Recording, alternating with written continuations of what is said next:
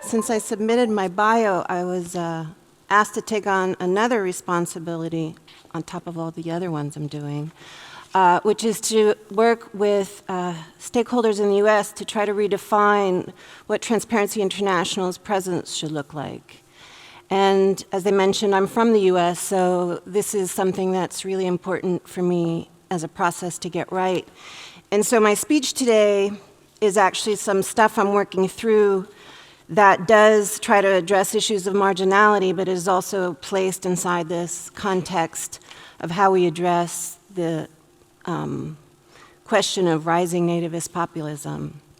So I have to apologize because I'm going to be reading from my paper, but I'm going to be posting this online on my Medium account because I really want to get feedback from you all, because you guys are not just a captured audience, but you're really well placed to give feedback to Americans like myself, like John Wunderlich, who spoke earlier, in terms of the do's and don't do's when tackling the rise of this, what I call nativist populism. So yes, I was asked to talk on the ways in which corruption perpetuates marginalization and then give some ideas about how we can tackle that very same corruption. But first I want to make the argument for why this work focusing on marginalized communities should be one of the front lines of any effort to reboot democracy. So right, I'm from New York, right? So when I grew up, we were taught about populism, nativism, authoritarianism, but that was always like a problem out there. That was y'all's problem, right? We were steeped in this notion of like, with America comes liberal democracy. It was almost like practically our birthright. So then we fast forward a few decades. We have the rising inequality of in the US and around the world. We have automation. We have massive corruption crises that send hundreds of thousands of people out onto the streets everywhere. We have the largest refugee crisis since World War II, and voila, Donald Trump is president, and the US is plunging into something close to a culture war. About 100 days into his presidency, cosmopolitan elites, anti-corruption activists, and basically anybody who reads the New York Times or the Washington Post is still scrambling to figure out how to write this old, creaking version of liberal democracy that seems to be careening into the dark waters of populism and deep corruption. So in this scramble to figure it out, we have about 1 million angles, and I'm just going to add another angle to make it 1,000,001. First of all, I wholeheartedly agree with the analysis that the links between rising economic inequality and corruption serve as a driver for popular discontent with the political establishment. In other words, Trump and the many other populist leaders who regularly make a connection between the corrupt elite, interested only in enriching themselves, and the marginalization of working people are not wrong. That analysis is in fact shared by a joint Princeton and Northwestern University study that came out a few years ago that basically said the US was no longer a democracy but an oligarchy. Shared by Obama, who at a fundraising dinner was taped saying that the United States is basically run by 100+ wealthy families. By everyone who participated or supported the Occupy Wall Street movement or the Bernie Sanders campaign, not to mention myself. So we can all agree that most policymaking by the state in the US is captured by economic elites through billions of dollars in dark money going to campaign finance, lobbying, and straight up corruption, whether legalized by the Supreme Court or not. And this phenomenon of state capture by economic elites is not particular to the US, as most people sitting here in the audience are fully aware. So what is the net result?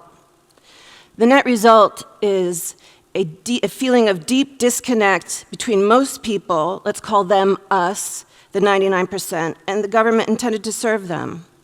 This profound sense of disconnection I will call, for the purposes of shorthand, the accountability gap. So what does that tell us?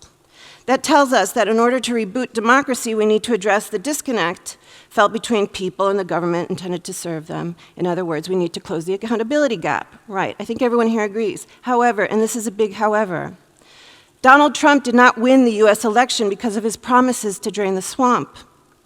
In fact, according to a recent survey by The Nation, people who agreed that the system benefited powerful elites were more likely to reject Trump.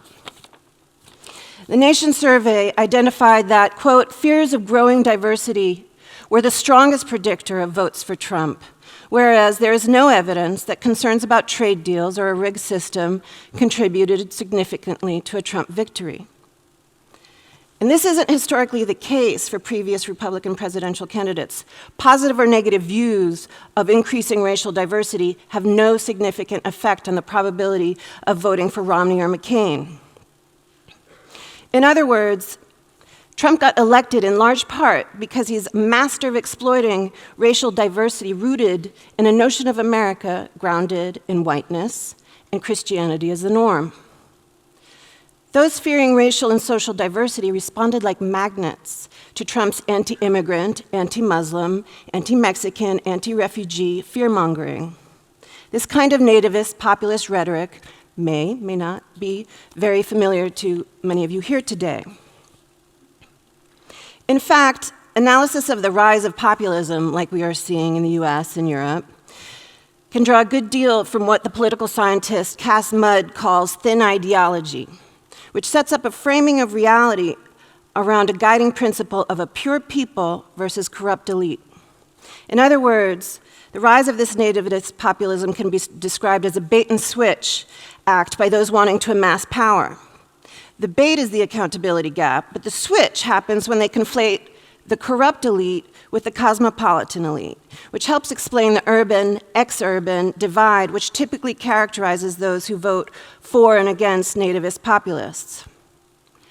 Proximity to difference, to diversity, is usually the quickest cure to the lack of tolerance for different religions, different sexualities, or different races and ethnicities, and this is why Hillary took the big cities and Trump everywhere else.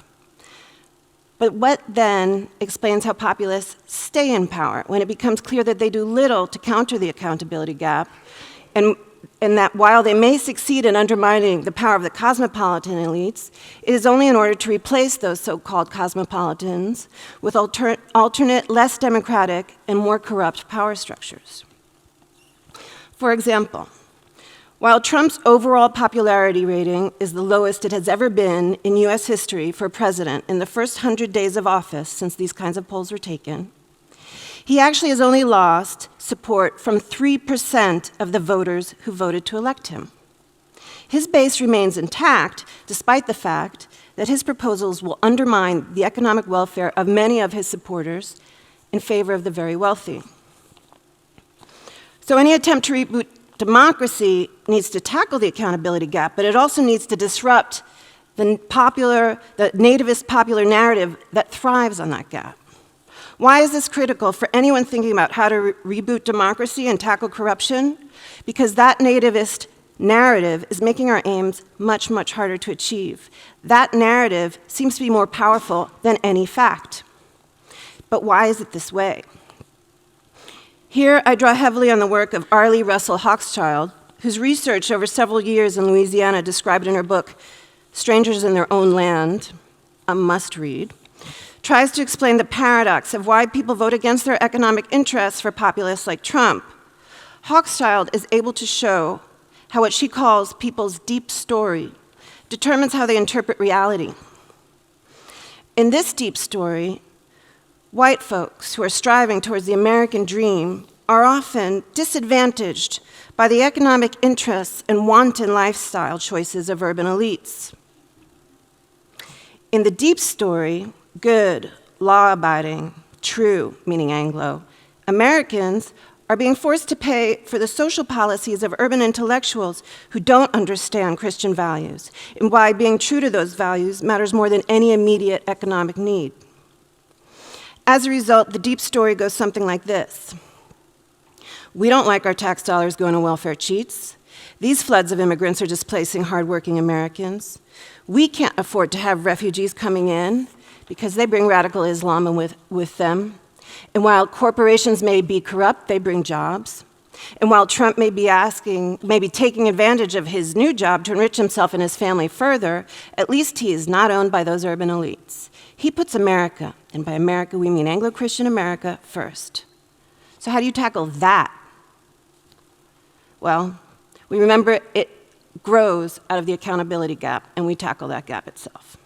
But to do this, we really need to move the anti-corruption and open governance agendas beyond the big cities in order to start really connecting with ex-urban communities affected by corruption, but with little clarity of how to pressure governments to be more inclusive and responsive to their needs. To fight alternative facts, we need to make new experiences or facts happen on the ground where they aren't filtered through Fox News or even CNN. So it's about creating communities of engagement that force political actors, and these are new communities of engagement, non-partisan communities of engagement, that force political actors of all parties, as well as government and its administration, to be accountable. Easier said than done.